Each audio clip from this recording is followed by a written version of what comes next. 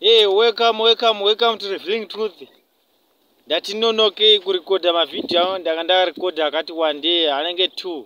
This is the third time recording the same vision of the meanings of numbers.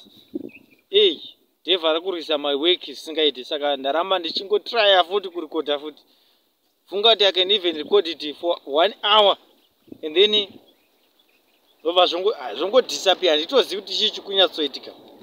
But zvisinei, because Dave aripo pakuti musanzwe message ndataka ndirambe futi ndichizvita. Chero kada kuramba achidestroy my work even 100 times, I will always repeat it because I will never change. So nokudaro ndinoona mamessage enyu amotumira akati one day, I thank you so much for your encouragement. Vanhu vashe nokubata kwakanaka pa Revealing Truth. Nondibatsira design akadesigna logo ramunongoona iro razi Revealing Truth ndokumwe kuitawo kwevamwe vanodibatsira vakavazhinji vamwe hadi kumenshena their names, but I thank you so much for your effort. Zvizhinji zvoorganizwa manje zvinge zvapanzvimbo zvinhu zvese zvezvakufamba zvakanaka. Saka ndokutendai nezvamunenge muchindiitira zvakanyanya. Mhepo yakati one day yes nhasi, but always ndatirega ndipe futi another recording yema meanings of numbers. Vazhinji vari kuti tikutaura kana tikunamata, but Mwari haasi kupindura, but Mwari wacho anenge achipindura in numbers. Saka nokudaro mesingazivi ma meanings of numbers, saka akapindura in numbers zvinonetsa kuti unzwisise kuti zvechirevei, nokuti pane pasina anenge achadudzira. Saka nokudaro ndati kupei this opportunity kuti torai mapeni enyu nemapapers munyore ma meanings ema numbers. Mamwe mune makamarota, mamwe mune musina, muchazosangana nawo in future. Saka nokudaro unogona kurota manumbers akasiyana, dzogona kurota dziri mbodzi 9 hauzivi kuti 9 yacho inorevei, kana even dziri 2000 hauzivi 2000 yacho inorevei. Saka nokudaro makatora mapeni enyu mogara pasi monyora each and every number yanenda kuudzai, nokuti zvakakukosherai. Kuna vachazouya after life isu taparara hedu vanoda kuzoziva futi same meaning of numbers. Kana kwaya futi another revelator anga achingoudza futi the same thing, nokuti Mwari ndiye mumwe chete. So nokudaro rega ndiine pa meaning of word 1. Ukarota 1 ingari mombe 1 yanonga warota inorevei. God is trying to bring unity into your life and new beginnings. Mwari akutraya kuunza kubatana neupenyu hutsva mulife mako, ndozvinoreva 1. He's telling you that he has given you a new life, and he's telling you that you have to focus on your inner self more. Right? Number 2, Lord is trying to tell you to decide between two things in your life. It might be him or Satan. So pane vanhu vasiri consistent neweki ravo kana nebasa ravo, nokuti havakwanise kuchuza kuti zvavari kuda ndezvekwamwari here, vada Mwari ikati vada Jeff. Vakauya kuchechi vakaona zvatinetei netei vochinja vaenda kudzin'anga, vakaona zvatinetei nezvakurema ikoko vodzoka futi kuchechi. So hapana pavo pavanenge vari apa. Saka Mwari anokuudza kuti chuza chinhu chimwe chete, ndozvechireva these 2. So anenge audza kuti it also tells you kuti you should decide. Kana ari musikana namakomana 2 akuudza kuti decide kuti tora 1, bozi vese vanenge vakanaka, so you have to choose 1 unonaka kunakira. Kana ari mukomana ndizvozvo futi, you have to choose 1 girl. So vari pano ndinamata kuti ndine vasikana akadai, which one should I take? Mwari anenge akuudza kare kuti choose 1.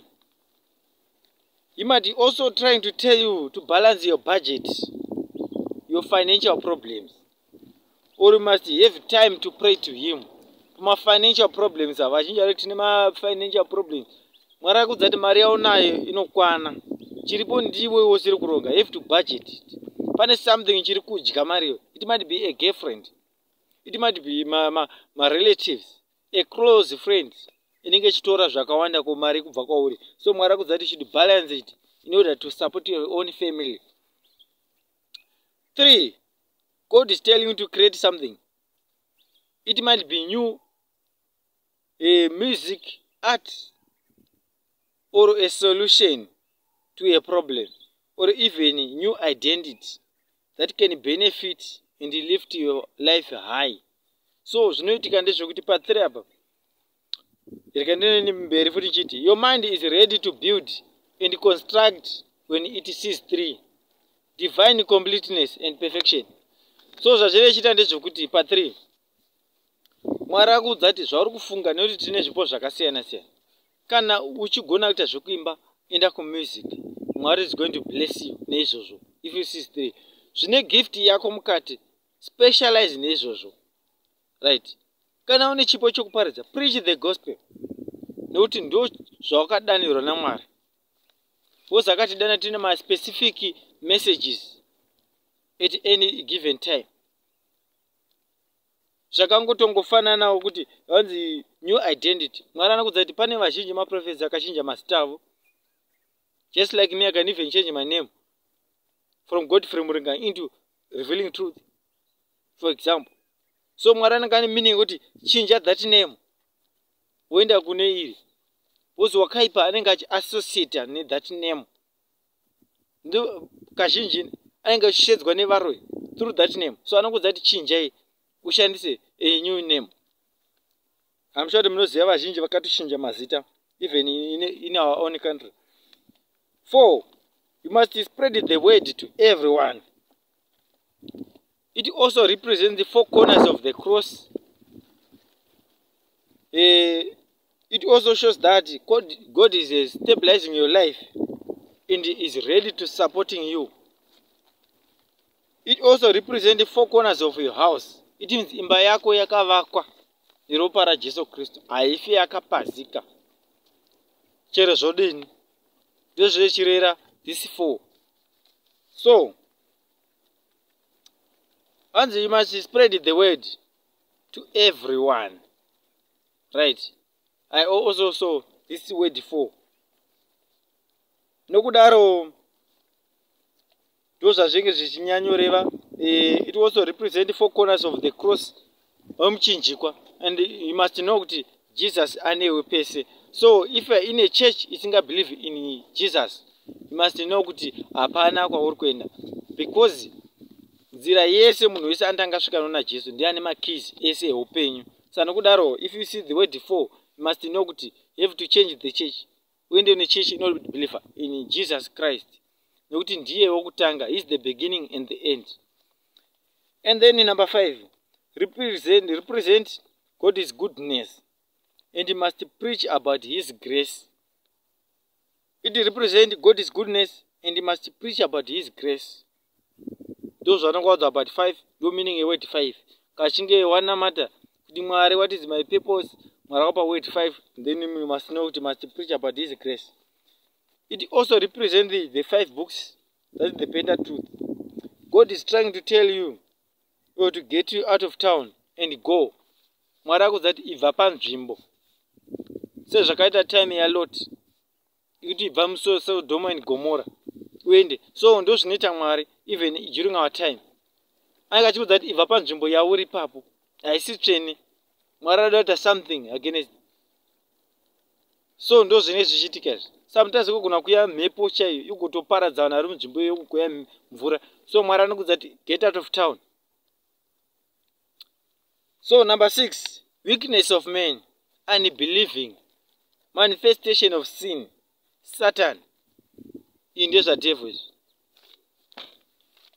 It also tells you that witches and devils are trying to steal you. That is, they want you to join them. So you must fast for 7 days, solid.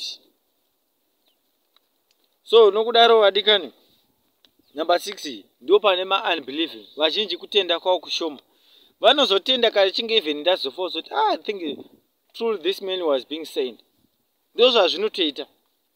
Bo Satan anga akubata haoni chinhu pachinongosvika.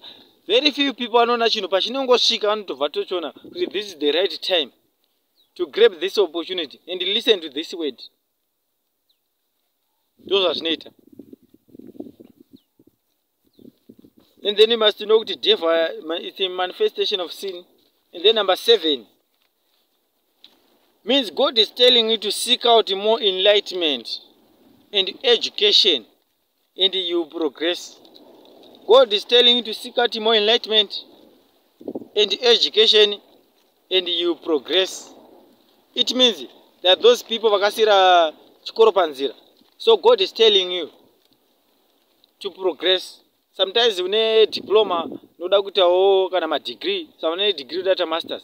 So Mwari akudza kuti enda kuchikoro, endera mberi nechikoro, ende anokubless. Ndipo pane rarama yako ipapo. Angada kuti uite zvinhu zvikuru. Sometimes you become our ministers, our doctors. So anangada kupa a higher rank. He is trying to tell you about the resurrection of Jesus Christ and spiritual completeness. Sometimes unosinga believe kuti zveshwa Mwari Jesu akaresurrecta here kubva kuvafi. So anenge achikudza kuti this is the truth.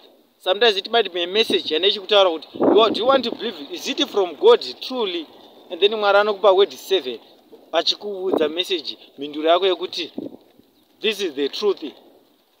Right? Number 8, it means it's time to manifest, repent, forgiving, humbling yourself, because God has given you new beginnings. So ndo zvazvichita Mwari angaudza kuti ndakupa upenyu hutsva. You must manifest, you must repent, and forgiving, and humbling yourself before the Lord, because He has given you new beginnings. That is number 8. Number 9 means that the fruit of the Holy Spirit, divine completeness from God. Angels are with you. Ozati ngirozi dzinewe pese paunonge uri. Uri chibereko chemweya mutsvene. Saka unonge uri holy. Wakaona 9. Number 10. You must testify about what God has done to you. Vazhinji apa they don't want to testify. Even Mwari akavaitira chakanaka, they don't even testify. Vazhinji vandakanamatira but they testified, although vamwe havanenge vasati. So nokudaro Mwari angachikudza kuti anokutumira word 10 kuti you must testify kuti truly I'm blessed, ndachinamatira basa ndariwana. So you must testify, give testimonies. Pane vazhinji vanenge vasingadi kupa matestimonies. Even in Bible zvinimo futi kuti you must testify of what God has done to you. It also tells you to obey the 10 commandments. Mirayiro ine 10. Yeah, not to know usaba usapombo achadi. Yes, ine 10. So you must obey those 10 commandments. You must be responsible. You must support your family. Right? But number 10 foot. Not you must be responsible. You must support your family. Vazhinji vasingachengete mhuri dzavo. Vachinochengeta a girlfriend kunzoko. Vachinochengeta vamwe vasina kana nehama, but family yake chavabereki vake checho havakwanisi vachengeta. Vachiita zvinhu zvisvinu kunzoko, zvoti wakaona anga ane mari zhinji dzinotyisa. Ende Mwari akanenge akablessa vanhu vavo achifunga panga chazoremembawo family dzavo, but vanokanganwa mhuri dzavo dzese, vosiya vabereki vavo vachitambura. Number 11. Right. Pama meanings of numbers. Wakarota 10, let it be 10. Wakarota 11, let it be 11. Because wakarota 10, wakati it's 11. Zvatochinja meaning yedream yo kana kuti vision yo. Saka uno explainwa nepasiripo. Right. Saka nokudaro make sure kuti paunomuka kana wakarota 11 nyora pasi 11 so that usazosvikanga noti devha aripo pakurwisa every vision yanonga aita. Just like sekuruzira ukukutwa this video. They record this is the 3rd time recording the same thing. Anavira nadzo moyo wangu da kurecorda another vision. I say no, ndoda kurecorda meanings of numbers. And then devil is trying by all means to fight it. So you nokudaro paunogona kurota chinhu utopepa masuku. Okurota a number nyora pasi kuti usazosvikangamwe. And then uta refer kuti inoreve number iyoyo. Right. Number 11. You are in disorder. Zvanota zvakasiyana. You are rota 10 over it's 11. In the 11 zvari kuti you are in disorder and God is trying to bring his judgment into your life. Unongosina kurongeka. Ameno zvinhu zvanongoitirana naMwari wako. So Mwari angachiudza kuti you are in disorder karota 11. And God is going to bring his judgment into your life. Kazhinji kacho some of this judgment unogona kuparalyze. Sometimes you are tormenting people. While uchikura kana kuti wainge uchiroya kana kuti wange une utsinye. So Mwari anokupa judgment into your life. Nekuti haurapike chero zvodini. Unoona even kuti akana even bofu. Zvisinganzwisisike. bozi kutonga kwaMwari. Ende hapana munhu akwanisa kubatsira. 12 tribes of Israel means 12 tribes of Israel. You are the chosen one to do his work. Kana korada 12. Just like I saw the 12 disciples. So it means mwananga wakuta ya chosen one to do his work. Government of perfection. Right. Ndo zvechireva 12. So unongoitwa mwana weIsraeri. Ukarota 12. Ndo zvazvichireva 13 apostles. And you are likely to rebel against God.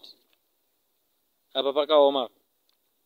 Ukaona kuti rebelling against your own God. It means unongo follow a devil. So Mwari angakudza kuti you are likely to change. You are going to follow devil and fight men of God. Because unongo a messenger of Satan. So Mwari angagara kupakare warning. Kuti hongu mwana wangu uri kundinamata asi uchandiramba kumberi. So anakupa in form of 13. Nyakuti munonamata everyday muchituka Mwari kuti hatisi kuwana mhinduro. Mhinduro dziripo but anokududzira ndio pane pasina kuti namba yawaona iyi inoreva zvakati. Izvi zvakati zvinoreva zvakati. Unodudzira nepazviripo. Ugoramba kutozoti I'm now fed up, I'm giving up. I don't want to pray. Just imagine temptation. Just like Andina is recording the same thing. Will you do it? Apo basa rovha rowandisa. Saka zvinhu zvakangotiomei. Number 14, salvation and deliverance. That is, if you pray to someone, that person might be delivered. Right? If you pray to someone, that person might be delivered. Pane vazhinji vatina mucommunity. Vekuti vakanamatira munhu, anogona kuita upfumi, anogona kuita mari. Zvinhu zvake zvese zvinoendeka. Asi hakwanisi kuzvinamatira, right? Because a servant of God. Vazhinji vanonamatira, vachiita dzimba, vamwe mazimota, vamwe vapfumi chavo. Right? Because I'm there to save them. Handifani kukurwadziwa nazvo. Because ndiri servant of God. Ndo zvandakatumwa kuti ndivayambudze. Hazvina nebasa andofamba netsoka. Yes. Mumwe munhu andotonamatira, andoparidzira, anofamba nemazimota ane zvake. Hazvina nebasa. So kana iwe wakachuzwa kuti une chipo chokuti wakanamatira munhu, anoblesswa, anopfuma. Namatira vanhu, most of these people havadi kunamatira vanhu ivavo. Vachiti ndikunamatira munhu zvake zvichiita kozvangu. And then nongova nechivi kuna Mwari. Because you now become jealous. Right? Number 15, you must rest. You are overworking yourself. Pane vazhinji vari kushanda zvokupfurikidza mwiri. Sanokuda Mwari akudza kuti you must rest. You have time. Sometimes hakusi kana kutomborwa zvokuti zvoda kuendesa kuna chiremba kana even kuenda maprofita anobvunzira. Kwete. Mwari angokudza kuti zorora chete. Because Mwari anokupa mhinduro kwauri. Because you can even prophesy yourself. That's why vanhu vachiti vakakwandira then I say kuti I don't want to prophesy you. I'll give you solution to your problem. And then unamata Mwari mupe mhinduro kwaari direct. So Mwari akakupa mhinduro kuti 15. Mwari akudza kuti zorora. Wati ndiri kunzwa musana. So Mwari akudza kuti unofanirwa kuzorora. Ndio meaning yacho nayo. Number 16. You must love. Or in real love. Mwari akudza kuti iva nerudo. Kana kuti uri real love. Pane vazhinji vanamata vachiti prophet. Kana tisiya, kana revelator, tipeiwo. Kuti patina ndofambidzana naye ndiye chokwadi here. Achandiroora hekati ada kungonditambisa. Vazhinji vanobvunza this question. And then ndo vandoti handikwanisi kuti ndikunamatire. Why? Chiripo handisi kukutichai kuti ndikupe fish. No. Ndikuticha kuti endai munobata mega fish. Muzive zvinoda Mwari. Because hamurambi muneni kusvika narini. Kwete. And I'm doing my mission. God has told me my mission on this earth and my stages of life. So this is another stage. Look at you emphasize it. This is another stage of my life. If I accomplish this stage, this is another 5. And then Mwari vanditora. Right. So ndo imwe stage andindiri. Saka ini pamunozosara muchishupika bhozi majaira kubatirwa fish. Majaira kuenda kune maprofita muchiti tiprofesa about your life. Amutudze tipe hamumuudze kuti tipe nzira yekuti tiende kudenga. Bhozi munoda zvepano pasi. Therefore anokupa concentration. Kana musingazivi yechinhu chisina nebasa. wakabata demo nomupini, anokubvisira demo saka nomupini. Kuconcentrate nemupini usina zvaunoshanda. Kaatemu kadiki karofunga kuti akana basa ndo kane basa. Nokuti chakakosha kuparidza zvekuenda kudenga. Kuti zvikurwisana kuti tikurwisana uyu nhingi achikurwisana. No, kwete, handizvo. So I'm not fighting anyone pane mamwe machechi aiti kwanzi you are fighting our churches. You are trying to bring us down. No, I'm not bringing it down. Emimi, my false prophets, leave my people. That's my message to you. Leave my people. Leave them in peace. Leave my people. Let them return to me. When I say return to me, I'm referring to God who has sent me. Because ndiye akandibata muromo wangu. So, rekatinde pa 17. Victory, you always win. Mwari akukudza kuti victory, you always win. No matter vanokurwisa zvakadini, unongori mukuru, unongori mukundi. So, it means you have defeated devil and his demons. Mwari akukudza kuti you have defeated devil and his demons. So, unongova waitwa mukundi naMwari. Number 18. You have built a strong bondage with the God and with your family. So Mwari akudza kuti you have built a strong bondage naMwari. Kana one strong bondage naMwari, it means nothing can withstand it. Right? Do 17. Number 18. Number 19. You have a strong faith. You must believe and always remaining heavy faith. Vazhinji kutenda kukushoma. Kana chikuti kutenda kwenyu kushoma nende chireveko. Vazhinji akati takuri tatenda kuti Mwari ari kubata zvisi kuita sekuti zvikushanda. Right? Kana makadaro adikani, my heart will become bleeding like ndonzwa ropa rangu richibuda mukati mehana. Andingakwanisi kukutaura izvozvo. Pandonzwa kunge something else is being left in my body. Why? Because kutenda kwenyu akuzadzi mukombe. Why? Why ndichidaro?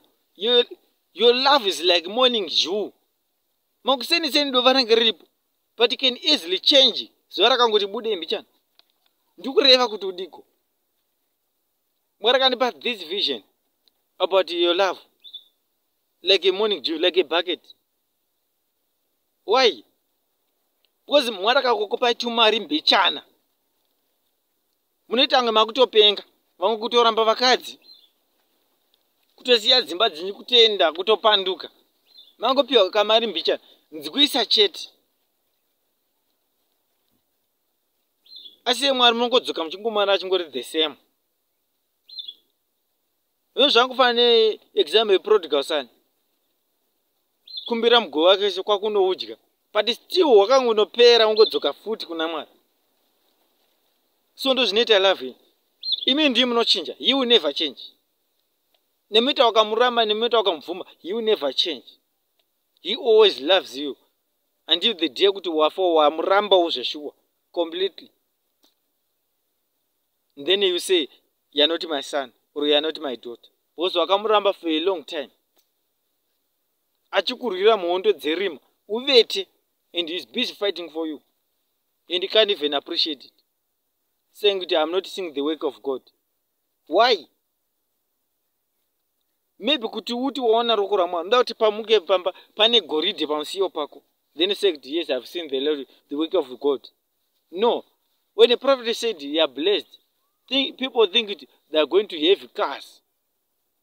They are going to have houses, mansions. But no. Instead, you are blessed spiritually, not physically. Not physically, nyama dzenyu dzakaguta. Dzinowana zvese zvadzinoda pano pasi. Asi mweya wacho wakaneta. So anengati you are being blessed spiritually. Toti munzvise zvinezvi. Azvibatsiri kuti wakaguta panyama but mweya wako une nzara, une nyota. Kachiti like a bucket. Papiwa this example. Zvafana kuisa bucket on a tape. And then wovhura mvura itangapinda. Ichangopinda wobva wabvisa bucket. And then you expect kuti bucket rizara. Ndo zvamunoita imi. You work for the whole year. Day and night.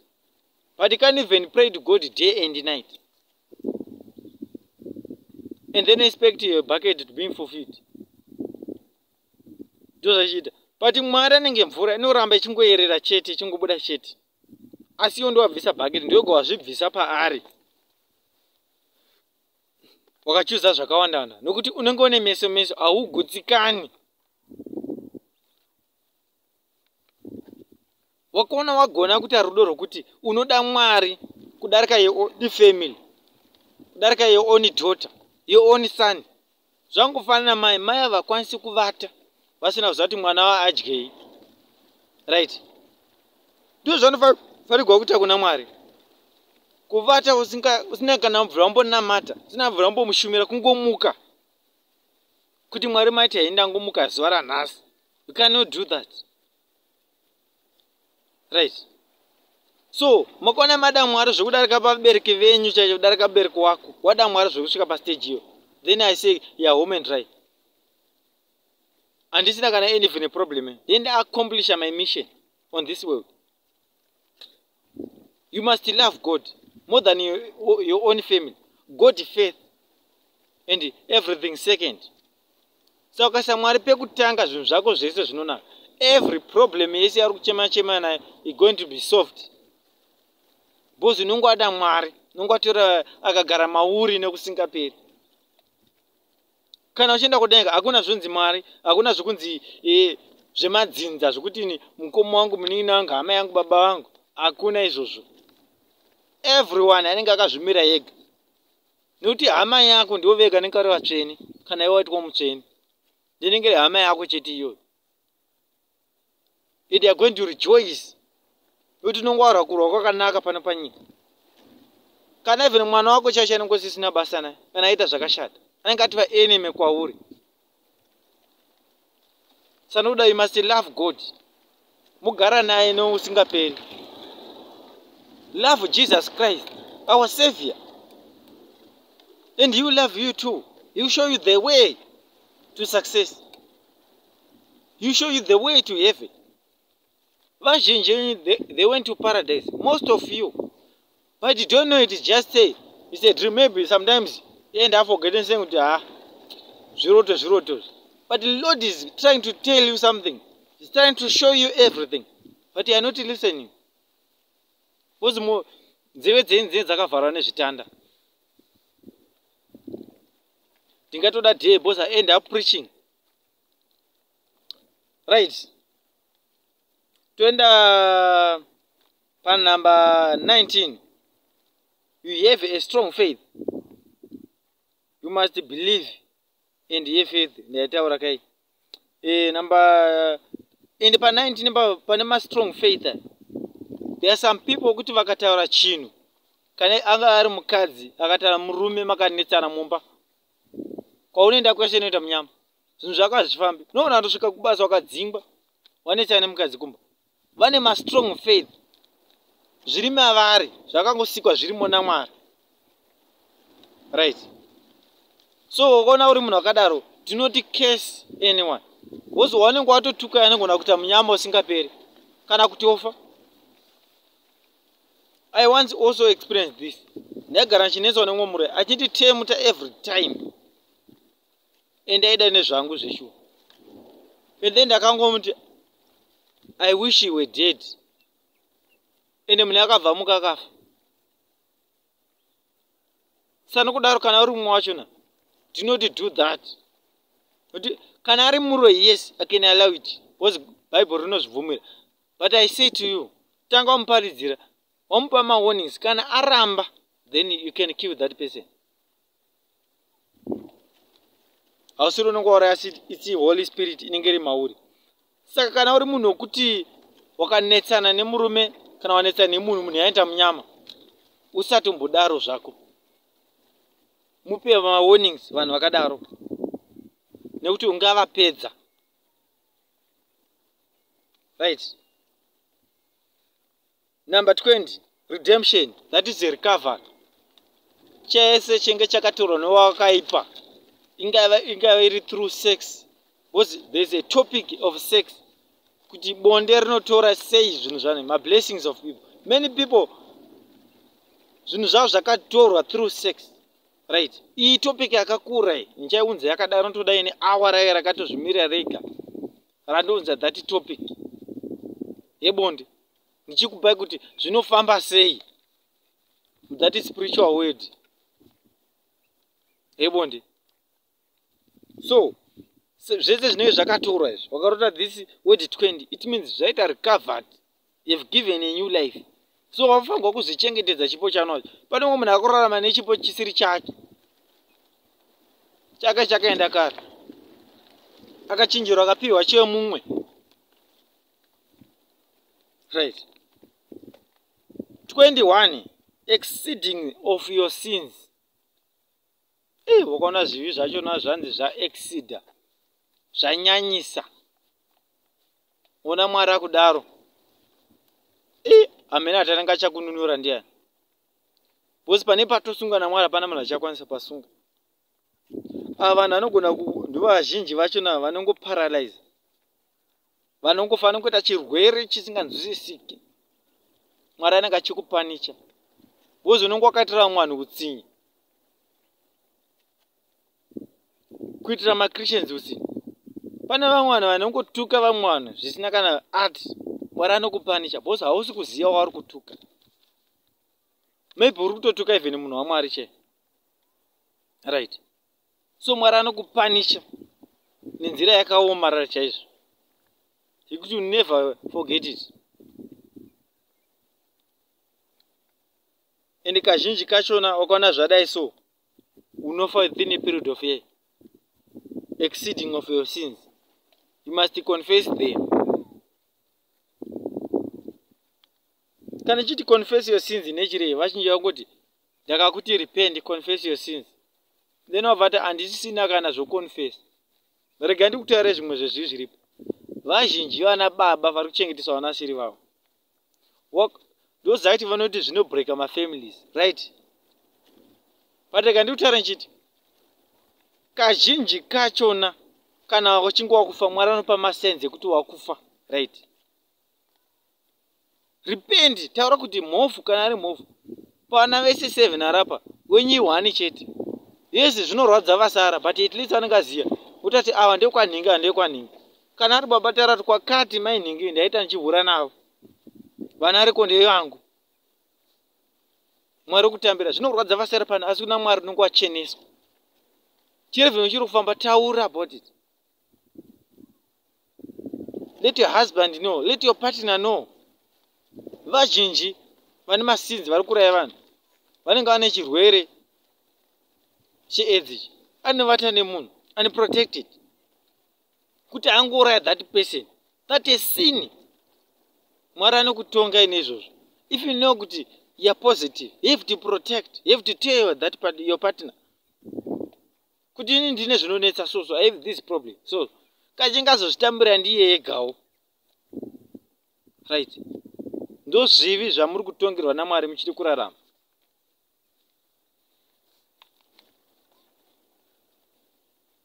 Number 22, you have a bright future, light, and you have bright future. Ndozvireva word 22, it means it's balanced. So wotozati upenyu hwako hwakanaka kumberi, wabvunze kuti ndiprofite upenyu hwangu hwakamira sei kumberi, unenge waudzwa kare naMwari muprofita mukuru mupi nemutoro zvese. 23, death to yourself or death to someone who is very close to you. 23, death to yourself or death to someone who is very close to you. So if you dream about the word 23, you must note it is your own death. And no one can do anything about it. Not even me. I cannot do anything. Because kune kwatongwa naMwari kari kuti ndo rufu rwako rwaswedera nguva yako yakwana. Posengera rufu rwaMwari. Vazhinji vanotya this 23. But kana even wakacheka chiro wakadi zvinongoitika. Cheveni denda ingoramba chero ndakadi kuti Lord mandipa hangu 5 stages of my life which I should accomplish and then die. Andizvide kuti ndizive zuva rangu rokufa. Hapana zvokuita. Chero wakadi. Mwari anenge atotonga kare. Right. Saka wachingwatoziva, it's better kutoti utoconfessa your sins. Wotoshiya property yako uchiri kurarama. Kuti Mwari akunzwe. Wotambira zvakanaka. Ngirozi dzedenga dzoya dzichikuimbira dzichikumutsa. Vanana Zedika, vanana Yuru, wopo dzese panjaunza topic yema-angels. Saka unotambirawo zvakanaka, womutswa muna Kristu. Koto kumutsa straight, wakangoenda kumajeri. Kwete. And then kana une relative, unofanirwa kutodza hama yekutoti rufu rwako rwaswedera. Kana pane hama inenge ichirwara zviri serious, wotodza da rufu rwako rwatokwana, hapana kana we. 24. God has called you to join his priesthood. God has called you to join his priesthood. Mwari anenge akudana kuti shumira shoko rake, iwe priest wake. 24. Vazhinji vakaona this. 24. And then 25. You must preach about forgiveness of sins and repentance. Mwari akudza a guideline rekupreacha naro. Kuti Mwari achitipa mabasa eda anokutipa ma-guidelines ekuti iwo paridza apa, iwo paridza apa, iwo dai apa, iwo dai apa. Vazhinji vanozoita zvavasina kuzwa naMwari ndivo vanozofa tema yavo isati yakwana eva. Nokuti Mwari unenge warambira navo, unenge wapikisana naMwari sezvakangoita Moses. Kuzonza unoiona Canaan asi hauzoisviki. Sana kudaro you must listen to God. 26. You must preach the gospel of Christ. 26. You must preach the gospel of Christ. It means you must preach the birth of Christ, his life, his death, his resurrection, and his coming. You must concentrate on the 4 books. So, apa it means do pane pari pako pane calling yako. Pa 4 books idzodzo. Ndogona kupedza upenyu hwako hwese uchingopreacha about those 4 books chete. Usingabati kumwe kweso. And then 27. Pane different diki iripo pa 26 ne 27 but zvakasiyana. You must preach the gospel. Apa yanzi you must preach the gospel. Apa pa 26 yazonzi of Christ. So unofanirwa kuziya ma-evangelista, ma-prophets, ma-pastors, ma-deacons ariko, ma-leaders, ma-church elders, vanzwe shoko, vatauri varo, vavhangeri, ndivanenge achitaurwa.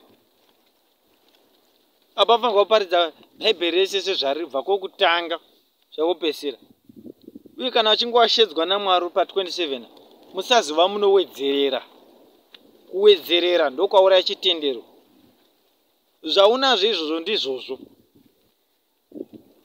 Vazhinji vanenge vakuda mbiri, saka nenda unowedzera. Vazhinji vacho vari kukonzereswa nemi ma-church members, ma-congregants. Ndimuri kukonzeresa kuti vanhu vaMwari vabve pana Mwari. Muri kuvatemta. Vakadzi hamusi kumira kutemta varume, kuda kuvata nemaprofits. That's why vazhinji vachipedzisira vazobva muchechi momo. Moda kuti munhu akangoprofita mubva kuti agumira panzira asi kunyatsoona asi kuona. Why? Moda kuti aone kusvika kupi? Kwei kuzvionera wega. Do you think a human can save your life except God? Then if you know it is God who can save your life, then submit yourself to God. Right? Isi tiripo pango pa shoko, munzwisise. Shoko ndio rinokuponesa. Munhu hakwasi kukuponesa mudikani kana Mwari akati no. Nomuita namata zvinenge, nomuita tata zvekudini. Kana Mwari akati no, it's no. So listen to him. If do not force these prophets kuti vana acquire some source of magics kuti vakuplease maso menyu nokuti hazvishandi.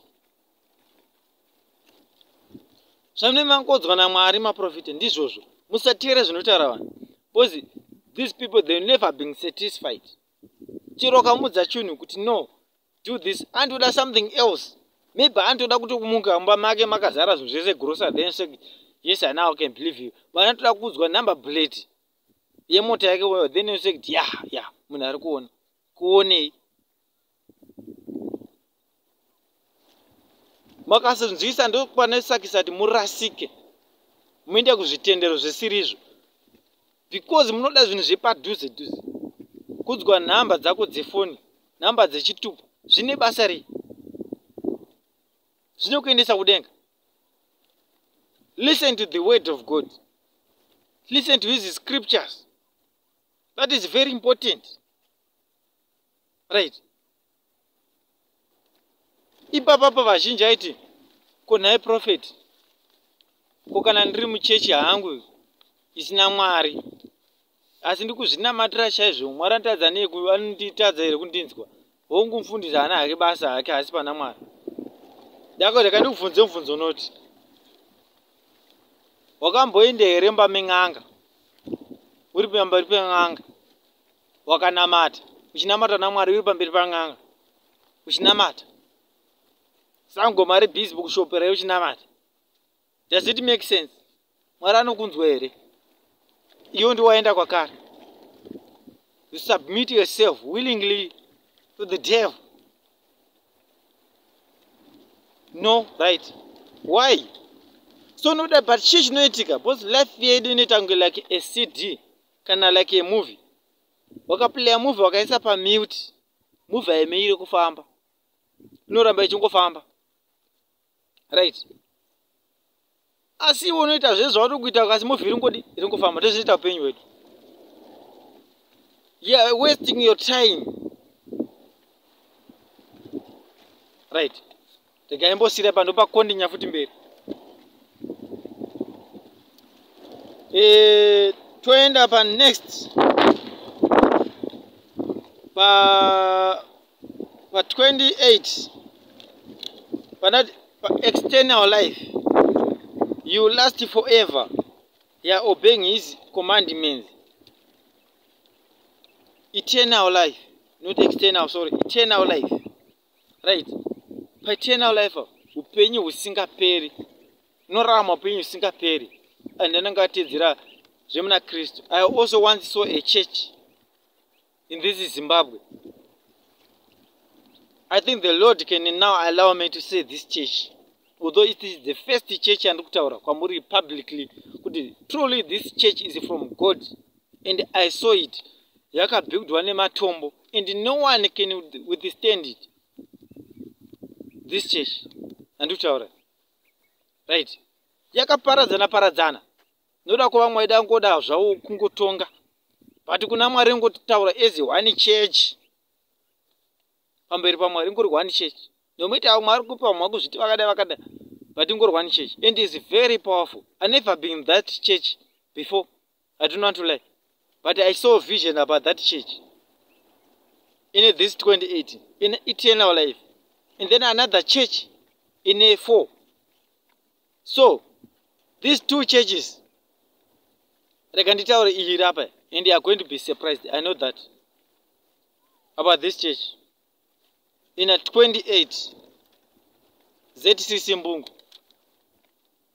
I know many people will be surprised. Inga ZCC Mbungu yetambu inga yekupi, as long ichingo resemble ZCC ingori one kuna Jesu, and that church purchase a mark of the beast nekudistroy vana vazhinji vachitiza chitendero chemuna Kristu. Right? Inoramba iripo, iri fame. Zhinji chechi dzichaparadzwa. Some of them, they will submit themselves because of fear of death and they worship the beast. But this church is going to remain. Panenge vanenge varipo by that time, they will tell you kuti it was a true vision from God. So, sena nekutuka mama church amene musingaziye. Kana Mwari akufudza kuti say the word about this church, then you have to say it. Kana akudza kuti do not say it, gawanyara. But chinozera nacho kuti chefe ni mumango chaiwe. Amuzoshaiwo mango yakaora. chero ngadziri mangu dziri dzakanaka sei asi amuzoshaya akaura. Ndo zvinozongoitikawo mukati memachechi. Mune ma-individuals, yes, vanoitawo zvinhu zvavo. But your church, truly Samuel Mutende was sent by God and he was called by God. Right? So zvandipa nditaure about 4. Because ndandasira because machechi ane ma-symbols, ane ma-numbers awo. Anu represent. Kana musingazizive muri ZCC, know it from today. It's 28. And then, and you must also know that Samuel Mutende was also called by God. And then number 4. Vanhu vazhinji hafari kuenda kuchechi. Noda kwemitemo yayo. Amene noda kwemapfekero kana kudii. But this man was called by God. And he is like an angel living on this earth. Many people know it. Inoresemblwa nechi? Ne4. Ichechi bikwe. African Apostolic Church. Ikwamwasha. Yes, you'll be shocked. But this is the truth from God. I always said the truth. No matter and decide yakadi, I always said the truth. It's another church from God. Pomwasha is really sent.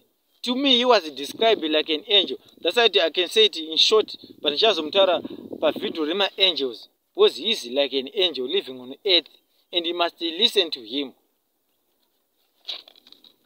Ikanibo kumira ipap. So rikansina kutara chechi yako, but ichataura, bozi, akati wandeo zveshu ari muna Mwari, ende akati wandisei asiri muna Mwari. Ari kungotiwo munhu ari pamiti, andati ndamboisa papozi, munhu yaya ari papozi. Chinozitika ndezvekuti munhu yaya anozoona kuti muna main actor, munhu ari kunyanya kunamata every day. Mwari anobva ati, munhu ari kunyanya kutaura every day ari kunamata, but handisi kunzwa zvari kutaura. Reka ndimbomuisawo pa-unmute. Right? Mwari onzwa kutaura kwako uri kuchema-chema. Mwari anokutumira esani nekuti leave this church. Enda kune ine certain church yanenge akuratidza. And then unoramba urimo. Anobva angokuisa futi pamute. Because you are not listening. Church yasina Mwari. It was built by devil. People varimo vari kubhabhatizwa nadevil. Vari kugara muna devil every day. Otaura ndimi dzadevil. Varidya zvibereko zvadevil. So ndo zvazvinoita. Iwo wakaramba urimo unongofera mangofana nevamwe vandakataura pamavisions of the 13 scrolls. Vakasungwa maziso avo nemicheka yeredhi. Vakangomira kufa. Hapana kana zviri kunzwika kubva kwaari. Right. Number 29. Departure. You must leave the area. Your enemy is near. Vazhinji vanoti tiudzei muprofita. Enemy yangu ndiani? Mwari anokutumira isimbo 29. Kuti muvengi wako ari padhuze, ibva panzvimbo. Just like zvakaitika on our master, on our Lord Jesus Christ, paisho yeflight to Egypt. Mwari anokudza kuti ibva pano enda kuEgypt. Unogara for a certain period. So ndo zvanongoita ibva muarea yamo for a certain period. Ozokudzosa kana muvengi wako afa. Ndanoti Mwari ndiye anosara achidhili ane muvengi wako. Iyo akubvisa panzvimbo. Boza anokuchengetedza aripo. Saka kana chingwabva panzvimbo, Mwari osara achidhila nemuvengi wako. Auraya muvengi wako anozokudza futi dzoka kunzvimbo iya uchigara zvakasununguka muna Jesu Kristu. Right. Toenda next 30. You are dedicated to the blood of Jesus Christ and nothing can touch you. Ndoma untouchable. Zvokuti kana uri muru wakaenda pamba pake unoona pachibvira. Unoshaka nepekupinda napo. Unoona kuona pane mvura. Ukushati mvura yabvepi kana even aringa ari mutauni. Chena anga ari muruzevha. Uchati mvura yabvepi. Woza akazodza mwiri wake neblood of Jesus. Is untouchable. Zvotaka kutaura wedi unofuma wakafa. Unomuka uchingodzembereka panze. Ndo varoi vanozobatwa mumwe vasina kupfeka vari pamba pemunhu. Pamba pacho is untouchable. Hana kana mushonga wanawo. Just kunamata. Nokuti Mwari ndiye mushonga mukuru. toenda pa the next which is 31. Offspring, your children will separate in future. Ukarota 31 Mwari akudza kuti vana vako vachaseparate, vachanokumukirana pachavo. Vawakazvara yokuti vekwane kana vekwane. Vawakazvara ivewe. Vanga vari 2 vanova nokumukirana, kurayana pachavo, kuvengana chako chako. So Mwari anenge achikudza kuti vana vako vachapandukirana. Handina kuona solution yacho kuti panganzi fast forward kana to do this. But Mwari atokuudza kuti ndozvichaitika. It might be while you are still alive or after your death. But those things is going to happen. No matter I like it or not. Because Mwari anenge atokuudza. 32. Covenant. Observe the law. You promise God to fulfill something, so He'll be reminding you. 32. It means pane vazhinji vanogona kandipuromisa. Men of God, I want you to do this to you. I want you to have these things. So, if you promise me something, Mwari anokutumira 32 yekuti you must fulfill it, because you've promised the Lord. Kundoda kuita ichi. Sanokudaro Mwari anga achikureminder kuti fulfill your promise. 33. God is promising you something. Therefore, you must fast to receive it. 3 days is solid. 33. God is promising you something. Therefore, you must fast to receive it. 34. God wants you to make your son. God wants you to name your son. So you must fast for 3 days, breaking at 4 p.m. Kana Mwari ati ada kutumidza mwana wako, sekutaura kwakaita ngirozi kuti dzina dzichitumidza mwana chazvara chaLord Jesus Christ. Right. So kana ichinge rauya riri zita roti Mwari ada kutumidza mwana wako zita, warota 34 zati Mwari ada kutumidza mwana wako zita, that son is going to be a great person, maybe a revelator, a prophet, a president, but anenge ane specially anenge ari associated nezvemweya. Munhu anenge akadaro yeye, it's going to be a holy person. So you must fast for 3 days and breaking at 4 p.m. And then kana wapiwa zita racho, ibva watumidza mwana wacho vachinge wapiwa. 35. God has given you hope. God has given you hope. 35. And then 36. You have many enemies near you. Apa Mwari akudza kuti hauna need yekuprofitwa nemurwi wako ndiani. Mwari anokudza ega. Noti makafarira kuprofitwa kazhinji ndipo pamunozoraswa. Because maprofita azhinji aripo adivhaita families. Mai nemwana, baba nemwana. Zvokuti hazvichabatiki, mafamilies mazhinji adivhaidwa nevanhu vaMwari. So nokudaro chii? Ndaya kuzodzoredza chitendero chenyu kare kuti ndipreach about love each other. Sometimes munhu wacho ana kutonzi muroi hasi kana muroi. Apa Mwari anokudza ega kuti ne 36 you have many enemies near you. Pauri papo ndeve mufamily. Hauna kunzibva panzvimbo kana kuti dii. You must know it. Sometimes my neighbors ako aunawo augere nawo ipapo ndiwo ari kukonzeresa. Waenda kumuprofita munhu waMwari anokudza kuti ndimai vako, ndibaba vako, ndisekuru vako, ndimbuya vako, nekuti angochembera chete. Tasiti mini kuti munhu akachembera atova muroi? Tasiti mini kuti Moses zvanga ane 120 years amuroi? Ndizvo zvinoreva. So mushando unoita Mwari wakasiyana siyana. Just imagine yourself. Then izvezvi ndichifamba netsvimbo inochinja kuita nyoka, ndichikanda, will you follow me? Right? You never follow me. But ndakataura about those visions of snakes. Many people they say, no, I think it's associated with the devil. Mwari can change anything at any time. I try to portray his message kune vanhu. Just like many people, they condemn a real man of God, right? Saying kuti munhu aita zvemashavi, and church yake ndeyechishavi. I hate many people saying so. Hanzi chechi yake ndiye mashavi. Boza aitedzera zvemashavi. Aita zvokupinda mudzimu achibuda achidi. And angasingabati Bible. I'm sure you know this person.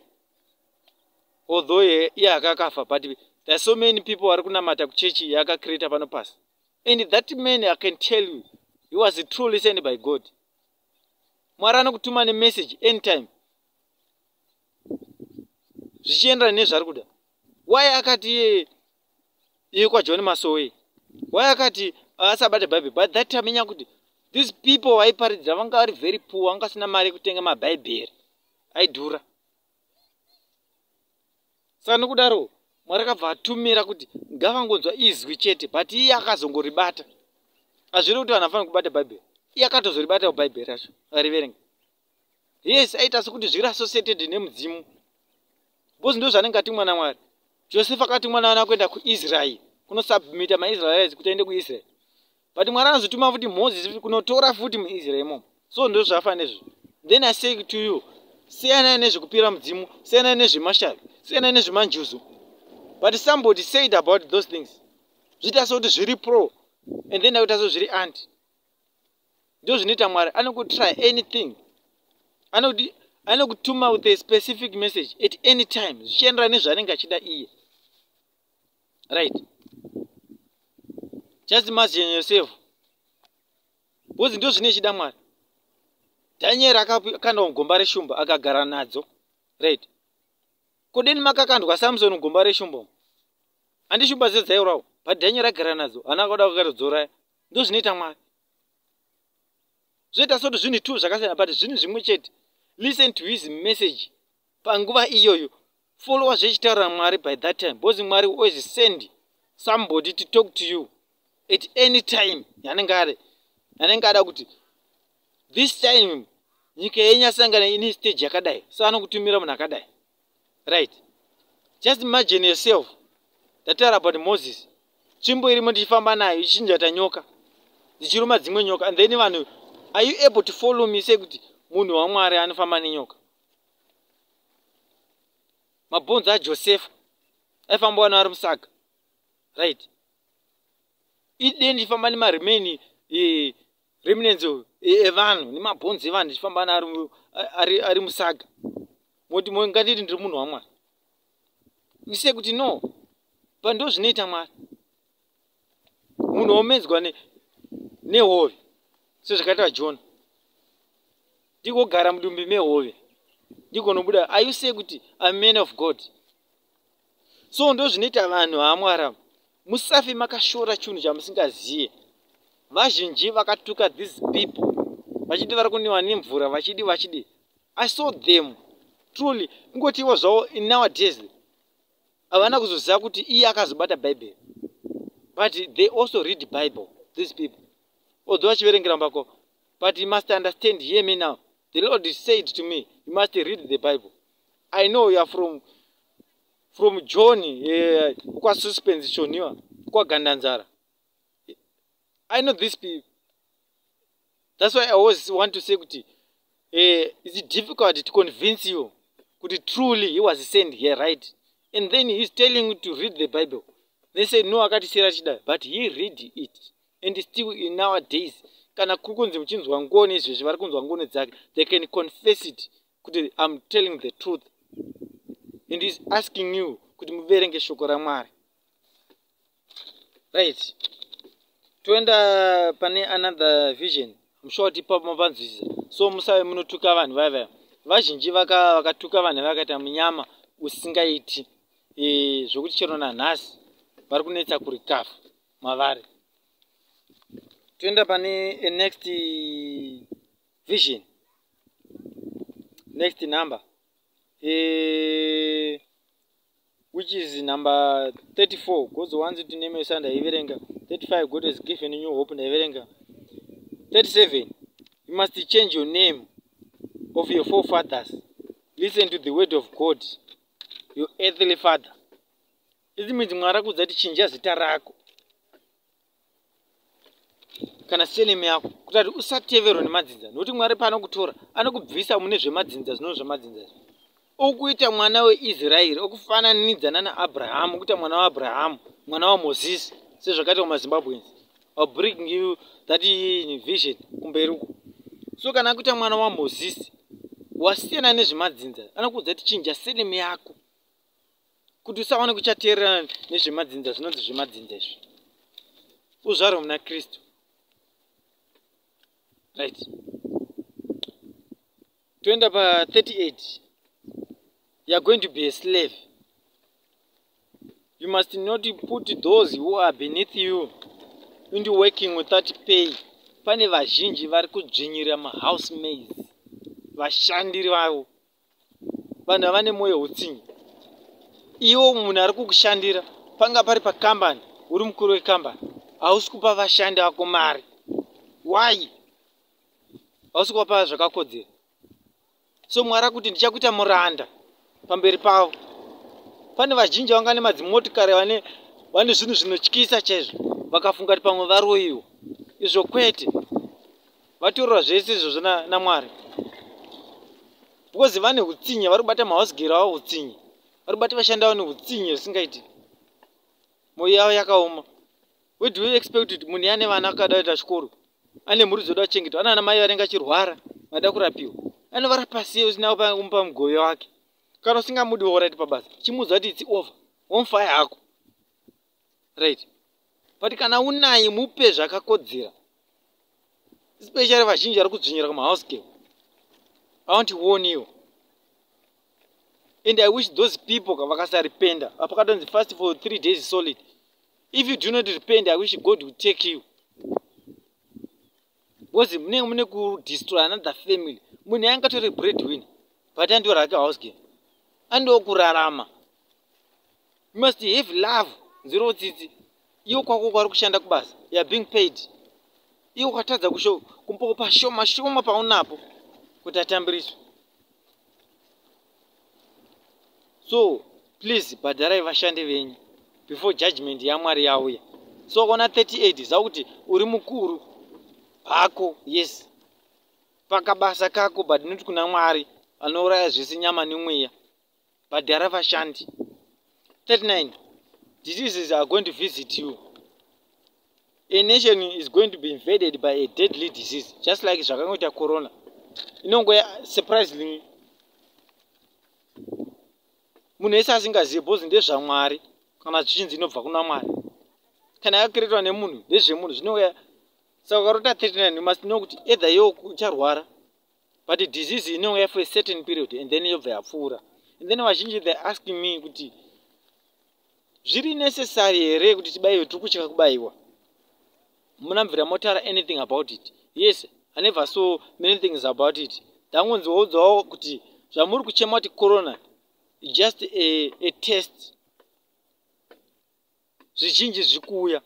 Saka ini nazvo zvichevhenene, I'm also vaccinated, but I don't have any problem. So I urge even to be vaccinated. Cheve muri mabasa mambura anokuti muri kumanikidzwa kuti muvaccinate nokuti inodi. No, harina kana mark of the beast. This vaccination ripo iro. So you must be vaccinated. Number 40. Trials. Lord is testing your faith. Apa panondipa kuseka. Bozi vazhinji pandakataura about know your purpose. Pakafasta for 21 days. Dzandakati fast for 21 days. Although zvandakazokanga kuti you should break it at 6 p.m. So nokudaro vazhinji vakati tine muyedzo, tasanga nemuyedzo toregera takunetsana nevarume vedu mumba, miedzi yangozara. Hatichazivi kuti todini. Tomire here mafastings kana tikwete. Regai ndikupindura chiti vadikani. Yes, mune masvika pakunyatsofasta. Do not stop. Kacha masvika pastage iyoyo. Mune masvika palast gate remedzo. Saka devil anenge ada kuti musaende. Sanokupai kurwisana pachenyu. Sanokurwisana kwano muchiita kwakwe. You must always stick. Mubatira pamupendero waJesu Kristu. Mwari anokukundisai. Saka chingoona this 42. handifungi kuti pane munhu akaedzwa semuedzero wandakaitwa pano pasi. Kuedzwa kukuru kokuti they can even promise you kuti can even become president. Devil kuti if you follow me can become a president. Just imagine yourself. Will you deny that? So kwenye kuedzwa kwezo pandai fasta those 40 days nandine kuedzwa kwakasimba kukuruza kuti family yangu yaita nhamo dzisingaperi, mari dzichinetsa kubatika, zvinhu zvinyikobiwa pasina ngavhena pamabreak waka. Saka zvinhu zvinoitika kana uri mwedzi, but paunongopedza chete yefastings obva wasunungurwa zvinova zvakawedzerwa naMwari. Saka you must know it. Number 42 hapana 41. Oppression. Do not oppress anyone. Mwari akudza kuti do not oppress anyone. So pana vazhinji vanodzvinyira, vazhinji vakasirwa vana nherera chichichi vanodzidzvinyirira. Saka Mwari anokuti ati uchembere ugosafa nherera iyo yasumudzirwa naMwari, ugoda futi yopo kubva kwairi wayadzvinyireyo. So do not oppress anybody. Nanokuti ndipanozopedzera kuti wachembera uchagona kugeza wega, vana anokutsunya achikukwesha zvinorwadza kukutsidzira. It's a revenge yanongo chipiwa naMwari chiri kurarama. Ugodemba kuti deno wafa ende Mwari haufi pakadaro adati usafe. Nyatsoona kuti zvawakadya ndozvinomera. You reap what you sow. And then 44 judgment of the world. Mwari akudza about the right. 44 judgment of the world. Mwari akudza about the judgment of the world. Kutongwa kweworld ino. Vazhinji vari kupada apa tiudze about the judgment of the world. Ndo yachona kunenge kutongwa kweworld yese. Sana kudaro unongori mutsvene. Mwari akudza kuti achakudza zvokuita okuponesa muzuva rejudgment. Ukaona warota 44. So unofanira kuramba always uchinamata. 49 preservation. You agreed to save God. Preservation, you agreed to save God. 49. 50 Holy Spirit is with you. Mutsvene unongori pauri. And then 50 futi papo you must be in Pentecost church. Panotaura kuti Mwari anokudza kuti pinda church ipi. Kana akudza kuti ita church, anokudza kuti inofanirwa kunge iri apostles or Pentecost. Kana Pentecost anokudza uniform, type of dressing, zvese nemutemo yacho. So Mwari anokudza zvese izvozvo. Yakuona iri pa 50 anokudza kuti enda pa 50 zati anokudza kuti enda Pentecost. So kana uri apostle must change it kubva enda Pentecost. Ndo zvichitaura Mwari. 60 you have pride. Unongona kuzvida kwakanyanyisa. Vazhinji vari kuzvida kukurusa zvekuti unosha kuti nda even takada kutasana na men of God vanenge vane mabodyguards hobo havadi kana kugumwa. Munhu waMwari zvakunetsa kukuona here? Tobhadhara mari here tikuone? Kungokuona chete zvakuda mari here izvozvo? Vanhu vaMwari ndimi wanzi weshoko. So toita sekuti takuona here president, kuti zvinonetsa kuti pane mabodyguards tione president, kuti tikuone mimi. Zvakuda here mari kuti nditaure nemi vanhu vaMwari? So ndio zvichitaura naMwari about this message. Siyana nepride. Siyana nekuti uri muchechi muchiti watch this kudraw attention ya everyone. Zvinhu zvese zvinodzimwa, music zvinodzimwa kuti muone kuti yes munhu aita akakupoza. Why? Iye chinzi humble yourself before him. Are you humble yourself? Then you can see kuti you are not a troll from God. Mwari wakaona naye ndiye anoda zvepride. Kana uri kwa Mwari, don't have pride. You should humble yourself. Just like me, I pray for those people ane zvinhu zvavo. I don't even have pride. I can even wear my t-shirts. Right. Vamwe vanopfeka mamasutu, vamwe vanopfeka magemenzi. Chiro katonishedza kwakadai chineti pfeka gemenzi, I can wear even gemenzi. Handikana basa nazvo. Toita zvese zvanenge vada because ndakanokuedzwa kukuru. Kuti vanhu vachiti uya kuchechi kwedu, kana even kana ndaenda kuchechi kwavo ndine specific message yandaenda tumwa naMwari, vanondiforsa kuti should repent, tendoka munomu, tenga uniform yemuno, do this, I will do it. Right. Because hazvingazokwanisika ndosumuka here ndopfeka here joko. Imakaona munhu waMwari zvezvi ndane joko ndichifamba mustreet ndakashama, mungandiiti ndiri munhu waMwari? Moto ndiri kupenga. But Jeremiah zvakatika kwaari. So ndozvinoita Mwari kana achipoetera his message. So kwandiri ndine that dambudziko reconvince many churches, and it's going to be very big job. I know it. It's a big task for me, especially kubvisa vanhu pane chimwe chitendero chanenge vanacho, kana pachitendero chemunhu mumwe munhu, vanhu vachinamata munhu, pride. Munhu achipinda muchechi so everyone abva apfugamira mufundisi. Are you praying to a human being? Why? Pray to God. He will save you. Kwete munhu. Vanhu vaMwari siyana nezvekuti mupfugamirwe imi maprophets. I know kuti mune a huge group of people, but let me tell you, God gave me a warning kuti ndichabvisa vanhu vese mumudzisvondo dzenyu dzisina Mwari. Ndokusiya nevenyu vamakasunga kumeso machira matsvuku vasingatendi. So rega ndindire mberi. Number 66, idol worship. Ndiwo ndataura nechinamata munhu achifamba. Unoda kupfugamira kumwari racho unozodini kachinge wakupfugamira munhu. Saka kuna Mwari wakutoita zvekuvata nedumbuka. Bhodzi zvese watopfega akaiti kwanzi ndinopfugamirwa chete ndiye Jesu Kristu naye tenzi wedu Mwari. Saka nokudaro kachinge wonamata munhu zvezvodini. 70, punishment and restoration. Mwari anenge akupa a punishment and then okupa restoration. Like zvanguti vana Israel kuti vasubmit themselves to the Babylonians, and then also a restoration vozodzoka futi muIsrael. 100, you are a child of the promise. You are a child of the promise, which is 100. And then 119, spiritual perfection and victory is upon you. Victory is upon you, spiritual perfection. Number 120, divine. So it means unongo waitirwa nyasha dzakasvika 120 dza Moses anova iye vanakaita the first kuona on my vision. And I heard someone say, Moses of our time. Thank you so much. Ndakaona comment yako, but actually I'm not Moses, I'm just a messenger. 144, the Holy Spirit is guiding your life, and you must learn and you must listen to it. Holy Spirit is guiding your life. It might be added in mazero merita 1,000 or 144,000.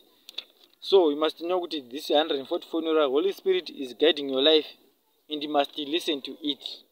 200, you never prayed to God since you were born, right? Ndiwo vanhu vandikutaura vaya kuti munhu achembera ari muchechi isina Mwari, achingori pamute life yake ichifamba. Ndiro dzako dzikudenga, unongosvika kudenga hapana kana prayer yakaita kana 1 kana umonzika, right? Asi everyday waiko kuchechi uchiridza hwamanda mbiri dzangoma uchipurudza muchitamba bheria, but hapana kana zvainzwika naMwari. Zvezvechireya izvi pa 200. So Mwari akuudza kuti change your church, but ukaramba urimo imomo Mwari akuburitsa pakuratidza chechi, anokuisa futi pamute. Uramba urimo vanongofa straight to hell.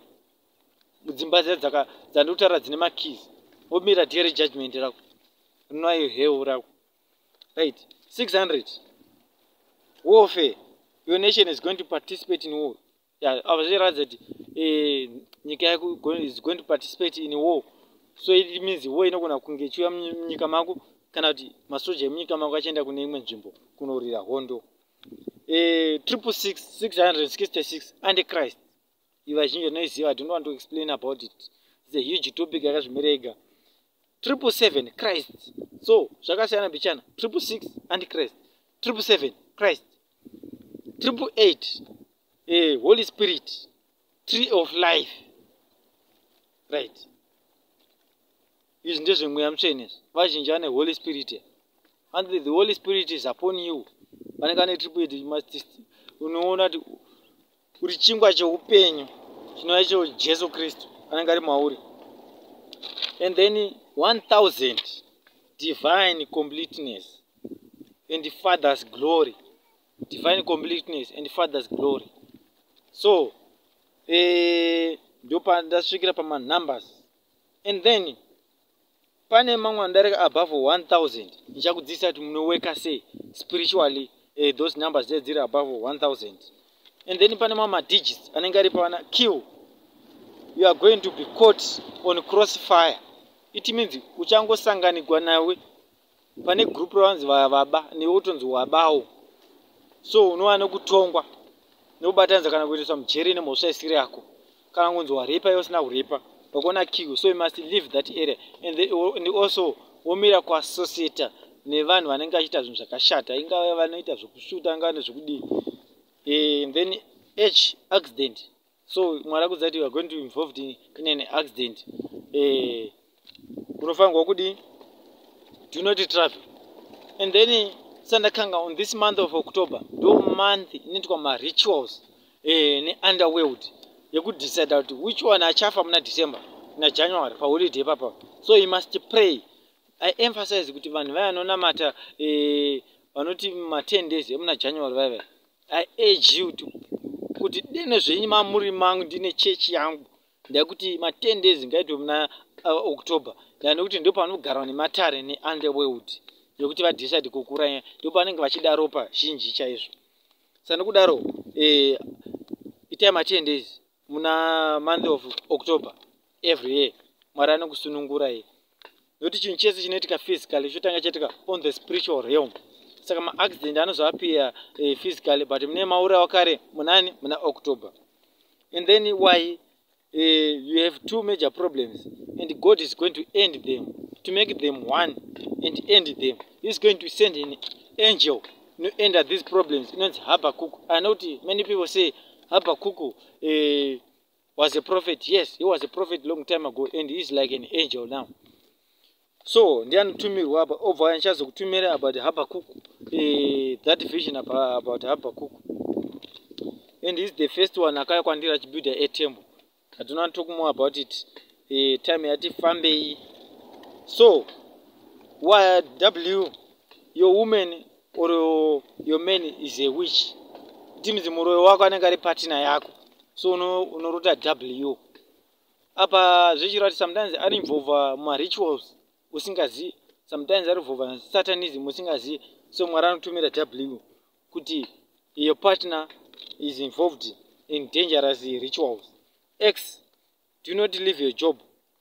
Do not start a new project. Mwari akudza kuti do not start anything. Do not leave a job. Ramba uri papo pauri papo. And then God X, zvakasiyana. X anogona anga ari mune mamwe colors ari different, but ukona azova God X atakakumira zvimwe zvinhu kuti your wealth is being taken by the devil. So devil anenge achitora upfumi hwako.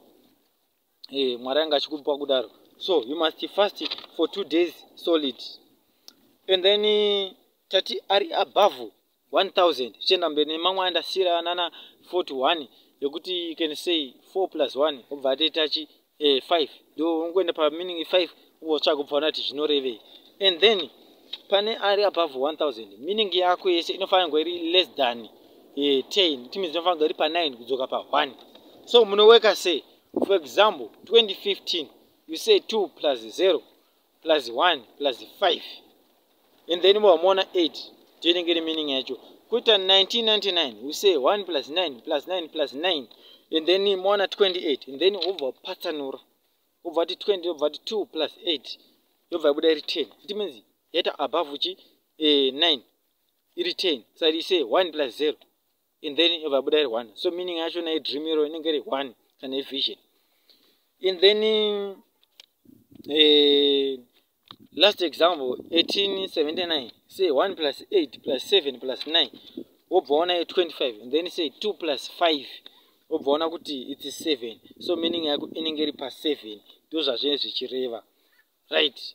Ndopasvikira pama end of numbers. Yange iri topic hombe ndati ndikuunzirei vazhinji zvinhu zvizhinji zviri munzira zviri kugadziriswa. Don't worry, I'm processing everything. Thank you so much for everyone akuita effort yekuti zviendere mberi nemapromises enyu makaita nevazhinji akanditumira zvakawanda zvinhu ndiri kuzvigadzirisa zviri munzira. Kuti devil ari kuitira kurwa nebasa rangu ndisariunze kwamuri anytime. Saka naizvozvo I hope I fight this also kuti richange richadeletika futi. zvisinganzwisisiki. Saka nokudaro I'm always praying right now kuti this message isvike kwamuri and mitambire because devil anoziva kuti it's very important, so anerwisa. Thank you so much. Vamwe hadi kuti ndivatende mazita, vamwe vakagadzira zvamunongoona zvakanzi Revealing Truth zvakanaka zvose madesign akangoitwa nomumwe mutende. I thank you so much for your effort everything chawakaita nogadzira that channel here Revealing Truth kuti isazobatsira kwanda. I always urge you to subscribe so that musazorambe muchindibvunza mibvunzo yokuti chakati chero vanhu vamunopa mareference kunamba dzangu vapei malinks ekuti mushare information. Do not be stingy. Itai mushare information so that mumwe munhu abatsirikane achiri kurarama, achiri mupenyu, zvinowanika zvichamubatsira nokuti information yangu haisi for a specific group of people. So nokudaro ndezvekuti ndisati ndakanganwa pane half ndasingadi kutaura nezvayo, half wakarota half, ziva kuti Mwari akudza kuti mwana ari pamba pako haasi wako. So Mwari is a true DNA. So Mwari akaona chinhu chiri half, Mwari akudza kuti chinhu mwana ari papo haasi wako. So unofanira kunge watoziva kuti pane zvinenge zvakaitika wakarota half. Nokudaro unenge wafanirwa kuenda kuna DNA kuti vakudze zvisho kuti mwana haasi wako, nekuti hatidi kuti profit mukazotisungisa. Tozoti vamwe varipo kuti vaone taita mistake one vanobva toitora as an advantage yekukurisa nayo. Saka nokudaro ndo zvinenge zviripo. Share information, makasubscribe hamuzomisi any video. Ndakangoisa video zvinobva zvongoita dzakabhera kwamuri nokukupa notification yekuti ndaisa video. So hazvizokunetsei kuti mubatsirikane. Makapawo hama dzenyu dziwane information to everyone because my message is for everyone. Thank you. So far now makatidzidzise kunamata. Monamata muchiti kudiko nokuti rega ndikupe munamato urapo uyu wakapiwa uyu. Moti Ishe wangu, ndanzwa kutaura kwenyu kubudikidza nemumanumbers. Chindipai hope dzine dudziro kubvira muzuva ranhasi, dzine chinangwa, ndigone kukunda wakaipa. Ndiponesei kuti ndisazotorwe mweya yakaipa. Muzadze mwoyo wangu nerudo rwenyu Jesu Kristu. Muzadze mwiri wangu neropa renyu tenzi wangu. Save my soul from going to hell because hell is real. So ndinokutendai vadikani, and then stay blessed.